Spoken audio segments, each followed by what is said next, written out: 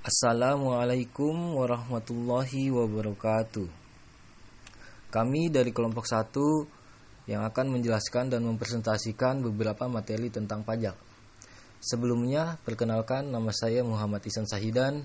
Di sini saya akan memandu jalannya materi pada kali ini. Sebelum itu, saya akan memperkenalkan anggota dari kelompok 1 kami ini. Yang pertama ada Dinda Dwi Julia. Yang kedua ada saya sendiri Muhammad Ihsan Sahidan, dan yang ketiga ada Nurul Adelina Nasution. Yang keempat ada Pramujo Bagus Trisadewo. Baik, mungkin ada beberapa bagian materi yang akan kami jelaskan pada kesempatan kali ini. Yang pertama yaitu membahas tentang definisi pajak, ciri-ciri pajak, dan fungsi pajak. Yang kedua membahas kedudukan hukum pajak dan teori yang mendukung pemungutan pajak. Yang ketiga, membahas jenis pajak dan tata cara pemungutan pajak. Dan yang terakhir, membahas tentang timbulnya utang pajak dan tarif pajak. Oke, mungkin langsung saja ke materi yang pertama yang akan dibahas oleh Dinda Dwi Julia. Apa pengertian pajak? Jadi, pajak adalah pungutan wajib dari rakyat untuk negara. Jadi, setiap sen uang pajak yang dibayarkan rakyat akan masuk dalam pos pendapatan negara dari sektor pajak. Nah, gunanya untuk apa? Yaitu untuk membiayai belanja pemerintah pusat maupun daerah demi kesejahteraan masyarakat. Nah, jadi uang pajak ini digunakan untuk kepentingan umum, bukan untuk kepentingan pribadi ya. Nah, pajak merupakan salah satu sumber dana pemerintah untuk mendanai pembangunan di pusat maupun di daerah, seperti membangun fasilitas umum, membiayai anggaran kesehatan dan pendidikan, dan kegiatan produktif lainnya. Pemungutan pajak dapat dipaksakan karena dilaksanakan berdasarkan undang-undang, jadi ada undang-undangnya gitu. Terus, apa sih pengertian pajak menurut para ahli? Nah, salah satu menurut para ahli, menurut Rochman Soumitra dari Madya Somo tahun 2011 adalah iuran rakyat kepada kas negara berdasarkan undang-undang yang dapat dipaksakan dengan tiada mendapat jasa timbal kontrapestasi yang langsung didapat ditunjukkan dan digunakan untuk membayar pengeluaran umum. Jadi bisa simpulkan menurut Pak Rochman Soumitra ini sama aja kan dari pengertian secara umumnya. Jadi ya tadi dibilang pajak ini untuk membiayai belanja pemerintah pusat demi kesejahteraan masyarakatnya gitu, bukan buat kepentingan pribadi. Ya seperti tadi dijelasin juga, seperti membangun fasilitas umum dan kegiatan produktif lainnya. Lalu apa sih ciri-ciri pajak itu? Yang pertama itu ada 1. Pajak merupakan kontribusi wajib warga negara. Artinya, setiap orang memiliki kewajiban untuk membayar pajak. Namun, hal tersebut hanya berlaku untuk warga negara yang sudah memenuhi syarat subjektif dan syarat objektif, yaitu warga negara yang memiliki penghasilan melebihi penghasilan tidak kena pajak atau PTKP. PTKP yang berlaku saat ini adalah 54 juta per tahun atau 4,5 juta per bulan. Itu artinya jika Anda memiliki pendapatan lebih dari 4,5 juta sebulan akan kena pajak. Jadi kalau misalkan ya kurang ya berarti nggak kena pajak gitu. Sementara bila Anda adalah seorang pengusaha atau wirausaha dan omset, tarif PPh final 0,5% berlaku dari total peredaran bruto atau omset sampai dengan 4,8 miliar dalam 1 tahun berdasarkan PP 23 tahun 2018.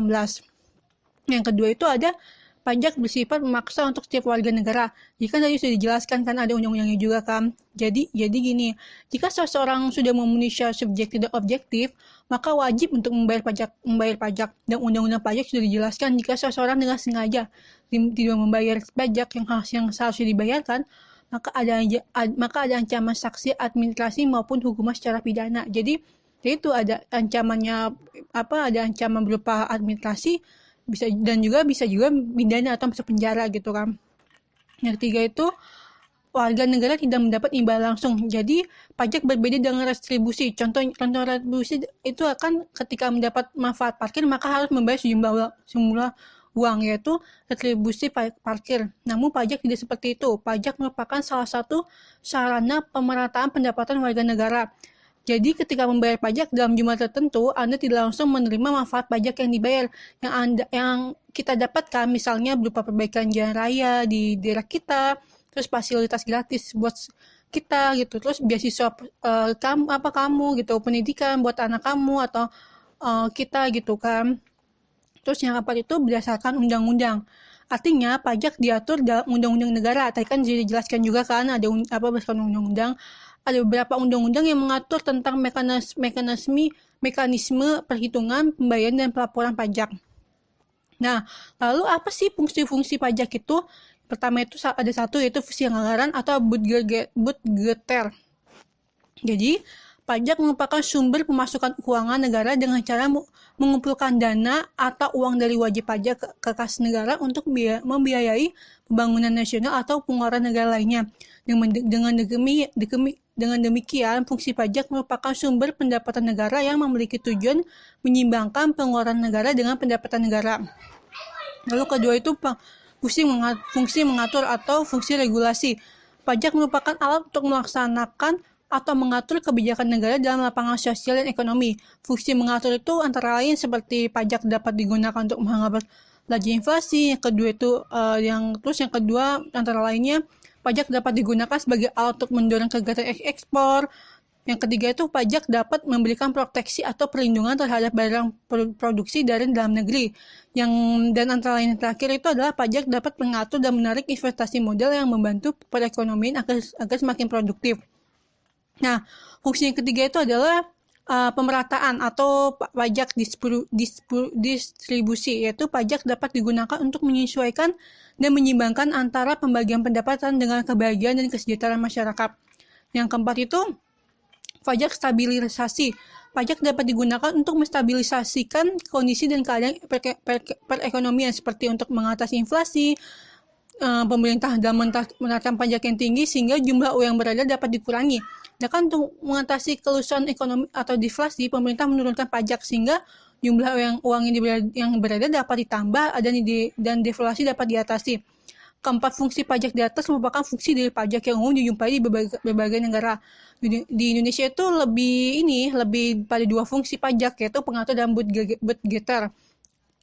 Lembaga pemerintah yang mengelola pajak negara di Indonesia itu ya DJP, yaitu Direktorat Jenderal Pajak yang berada di bawah Kementerian Keuangan. Tanggung jawab atas kewajiban membayar pajak berada pada anggota masyarakat sendiri untuk memenuhi kewajiban tersebut sesuai dengan sistem self-assessment yang dianut dalam sistem perpajakan Indonesia. Self-assessment berarti wajib pajak memperhitungkan, menyetor, dan melapor kewajiban perpajakan sendiri. Jadi tidak memaksa wajib pajak membayar pajak sebesar-besarnya, tapi sesuai dengan aturan perundang-undangan.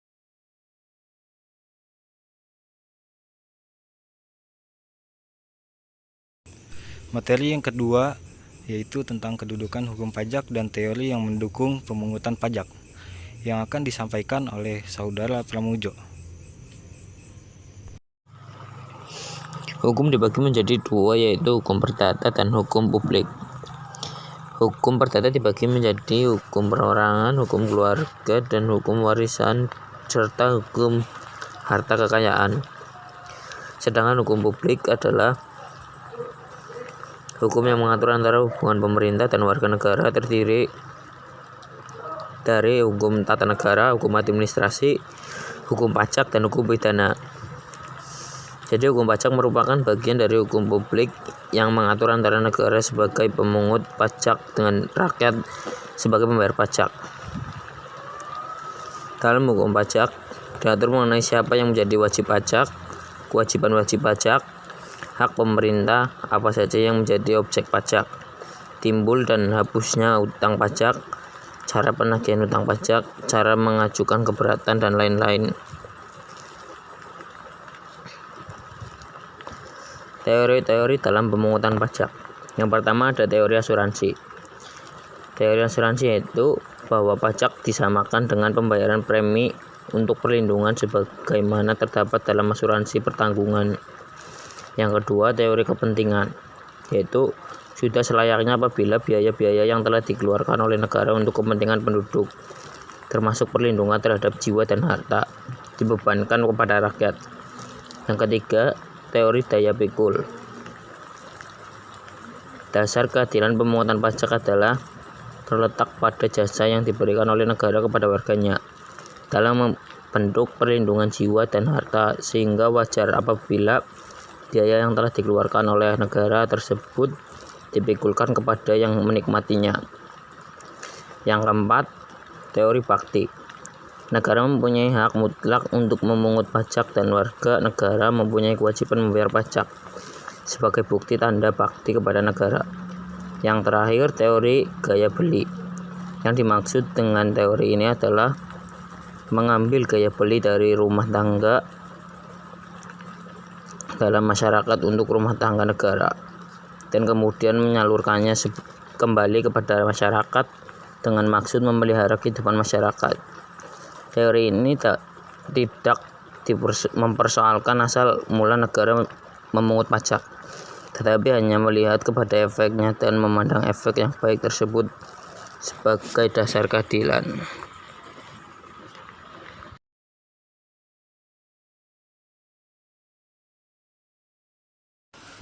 Materi selanjutnya yaitu materi yang ketiga, mengenai jenis pajak dan tata cara pemungutan pajak.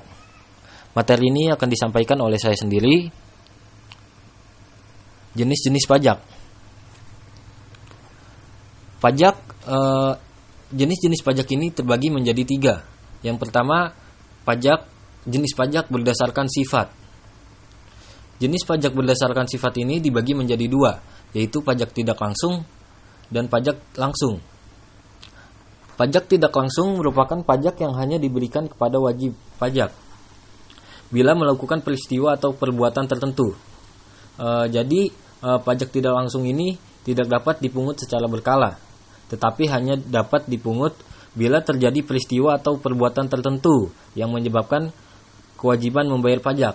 Contohnya yaitu seperti pajak penjualan atas barang mewah atau PPNBM, di mana pajak ini hanya diberikan bila wajib pajak menjual barang-barang mewah. Yang kedua yaitu pajak langsung. Pajak langsung merupakan pajak yang diberikan secara berkala kepada wajib pajak, berlandaskan surat ketetapan pajak yang dibuat kantor pajak. Di dalam surat ketetapan pajak tersebut terdapat jumlah pajak yang harus dibayar wajib pajak. Pajak langsung harus ditanggung seseorang yang terkena wajib pajak dan tidak dapat dialihkan kepada pihak lain. Contohnya dari pajak langsung ini yaitu pajak bumi dan bangunan dan juga pajak penghasilan. Terus jenis pajak yang kedua yaitu jenis pajak berdasarkan instansi pemungut. Berdasarkan instansi pemungut, pajak ini dibagi menjadi 2, yaitu pajak daerah atau lokal dan juga pajak negara atau pajak pusat. Pajak daerah merupakan pajak yang dipungut pemerintah daerah dan terbatas. Jadi hanya pada rakyat daerah itu sendiri. Baik yang dipungut pemerintah daerah tingkat manapun. Contohnya itu seperti pajak hotel, pajak hiburan, pajak restoran, pajak kendaraan bermotor, pajak bumi dan bangunan, perdesaan dan perkotaan, dan pajak-pajak daerah dan pajak-pajak yang ada di daerah lainnya.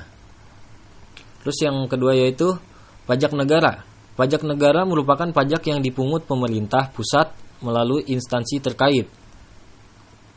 Contohnya itu seperti PPN, pajak penghasilan, PPNBM, bea materai, pajak bumi dan bangunan, perkebunan, perhutanan, dan pertambangan.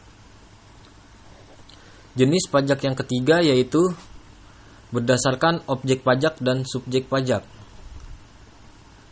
Berdasarkan objek dan subjeknya, jadi pajak itu digolongkan menjadi 2 jenis, yaitu pajak objektif dan pajak subjektif. Pajak objektif adalah pajak yang pengambilannya berdasarkan objeknya. Contohnya yaitu seperti pajak impor, pajak kendaraan bermotor, bea materai, dan masih banyak pajak-pajak objektif lainnya. Terus pajak subjektif adalah pajak yang pengambilannya berdasarkan subjeknya. Contohnya yaitu pajak kekayaan dan pajak penghasilan. Nah, semua administrasi yang berhubungan dengan pajak pusat dilaksanakan di Kantor Pelayanan Pajak atau KPP, Kantor Pelayanan Penyuluhan dan Konsultasi Perpajakan, Kantor Wilayah Direktorat Jenderal Pajak, serta Kantor Pusat Direktorat Jenderal Pajak. Sedangkan pengadministrasian yang berhubungan dengan pajak daerah dilaksanakan di kantor dinas. Di kantor dinas pendapatan daerah atau kantor pajak daerah di bawah pemerintahan daerah setempat yang bersangkutan dengan seseorang wajib pajak tersebut.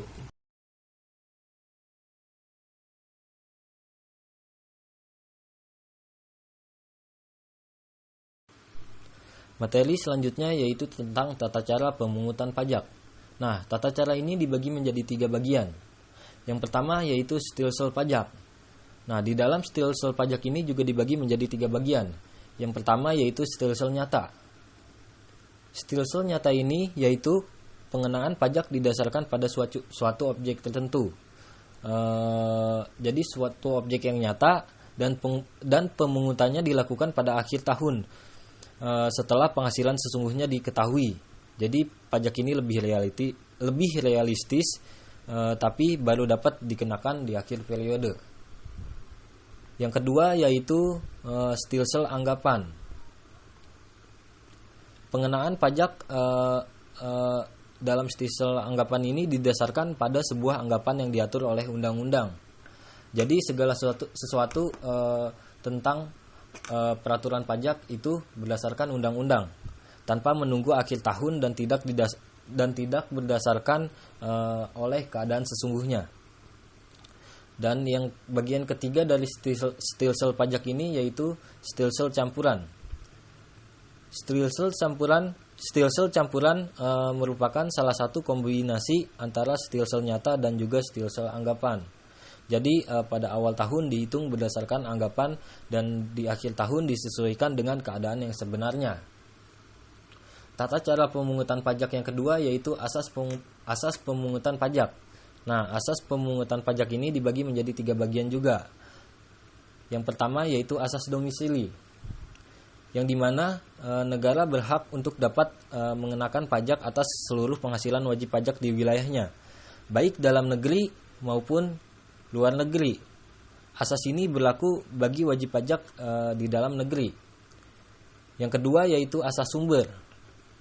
Negara juga berhak mengenakan pajak atas penghasilan yang bersumber di wilayahnya tanpa memperhatikan tempat tinggal wajib pajak.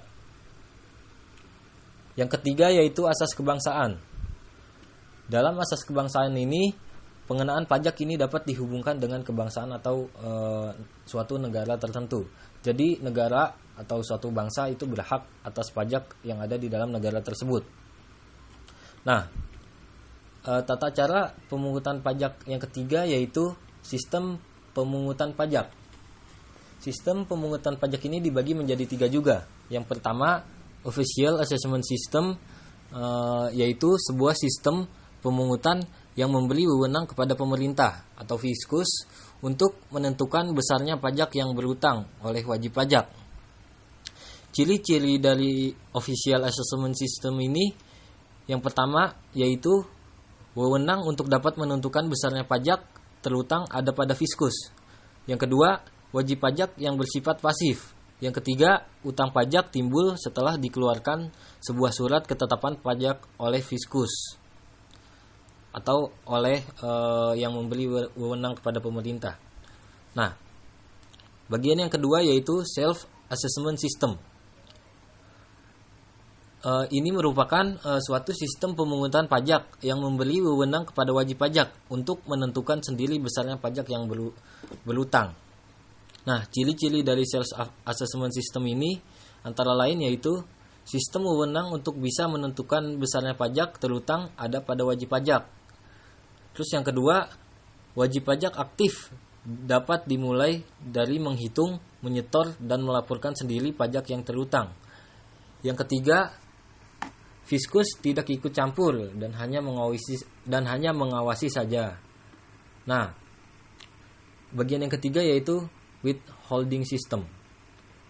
Ini merupakan salah satu sistem pemungutan pajak yang memberi wewenang kepada pihak ketiga.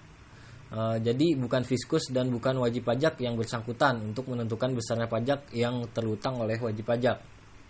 Nah, ciri-ciri dari withholding system ini yaitu wewenang menentukan besarnya pajak yang terutang ada pada pihak ketiga, pihak selain fiskus dan wajib pajak.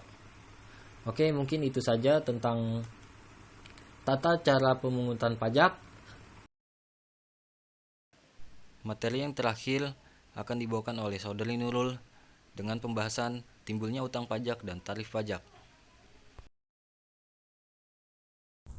Materi selanjutnya adalah timbulnya utang pajak dan tarif pajak. Pengertian utang pajak adalah utang yang belum dibayarkan atau yang harus dibayarkan oleh wajib pajak. Menurut pasal 1 angka 8 Undang-Undang Nomor 19 Tahun 2000 tentang penagihan pajak dengan surat paksa, pengertian utang pajak adalah pajak yang masih harus dibayar, termasuk sanksi administrasi berupa bunga, denda, atau kenaikan yang tercantum dalam surat ketetapan pajak atau surat sejenisnya berdasarkan peraturan perundang-undangan perpajakan. Timbulnya utang pajak ini merupakan kajian dari hukum pajak untuk menentukannya. Tetapi dalam hal ini terdapat dua teori yang membicarakannya. Nah, jadi timbulnya utang pajak ini ada dua, yakni teori formil dan teori material. Yang pertama, timbulnya utang pajak menurut ajaran formil. Utang pajak timbul karena dikeluarkannya surat ketetapan pajak oleh fiskus atau pegawai pajak yang membantu wajib pajak dalam memenuhi kewajiban perpajakannya. Hal ini terjadi jika pemungutan pajak dilakukan dengan official assessment system, yaitu sistem pemungutan pajak di mana jumlah pajak yang harus dibayar dan dihitung oleh fiskus. Kemudian fiskus akan mengirimkan surat pemberitahuan terkait jumlah yang harus dibayarkan kepada wajib pajak. Official assessment system ini merupakan satu dari 3 sistem pemungutan pajak yang ada di Indonesia. Lalu selanjutnya, menurut ajaran material, utang pajak timbul karena berlakunya undang-undang. Jadi utang pajak menurut ajaran material ini adalah timbul karena diberlakukannya undang-undang perpajakan. Seseorang dikenai pajak karena suatu keadaan dan perbuatan. Contoh dari perbuatan adalah mendirikan bangunan, melakukan kegiatan impor atau ekspor, serta bepergian ke luar negeri. Jadi ketika seseorang mendirikan bangunan atau rumah, seseorang itu berkewajiban untuk membayar pajak pertambahan nilai. Kemudian, kondisi lain yang menyebabkan terjadinya utang pajak adalah keadaan. Keadaan di sini maksudnya adalah keadaan yang menyebabkan kita jadi terutang pajak. Salah satu contoh keadaan yang membuat seseorang menyebabkan kita menjadi terutang pajak dalam ajaran material adalah misalnya seseorang memiliki tanah. Pasti seseorang itu memiliki kewajiban untuk membayar yang namanya pajak atas bumi. Dalam hal ini, pajak bumi dan bangunan atau PBB. Lalu kondisi lain yang menurut ajaran material yang menyebabkan kita terutang pajak adalah peristiwa atau kejadian.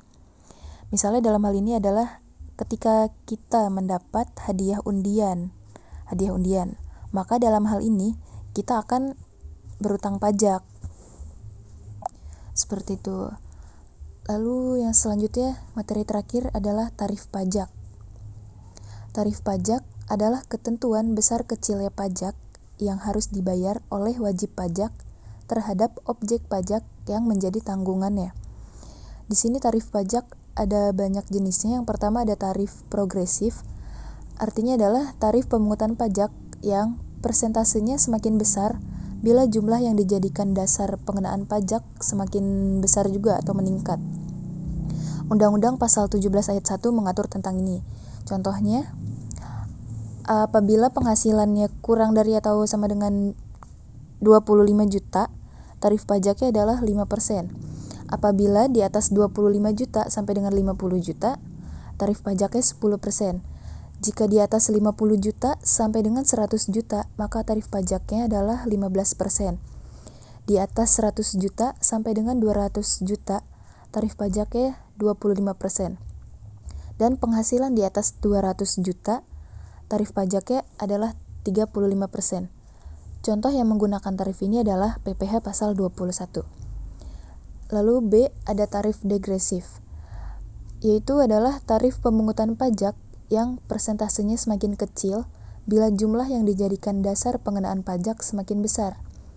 Kenyataannya di Indonesia tidak pernah mengenakan tarif degresif, dan ini merupakan kebalikan dari tarif progresif sebelumnya.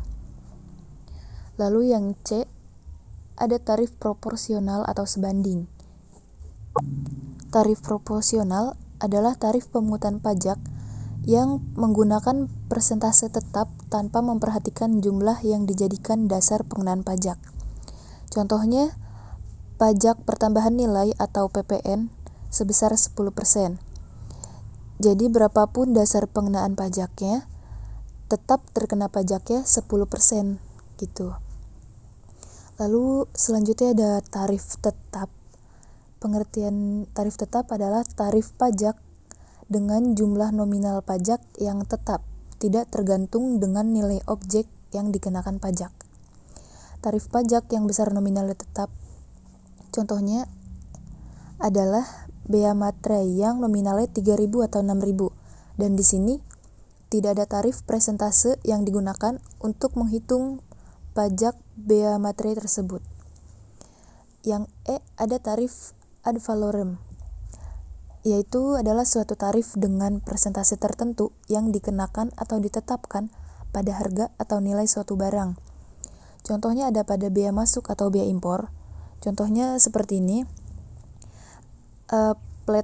PT Planet Jaya mengimpor 1.000 pasang sepatu dengan harga satuannya 150.000. Kemudian dikenakan tarif bea masuk atau persentase bea masuk sebesar 20%. Nah, cara menghitungnya seperti ini. 150.000 dikali 1.000 pasang, yakni kan 150 juta.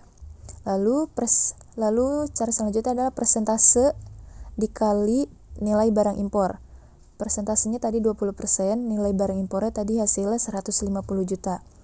Sehingga hasilnya 30 juta. Nah, 30 juta tersebut adalah nilai dari bea masuk tersebut.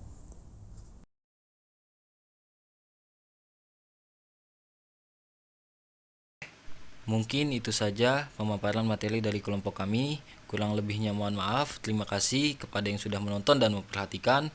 Wassalamualaikum warahmatullahi wabarakatuh.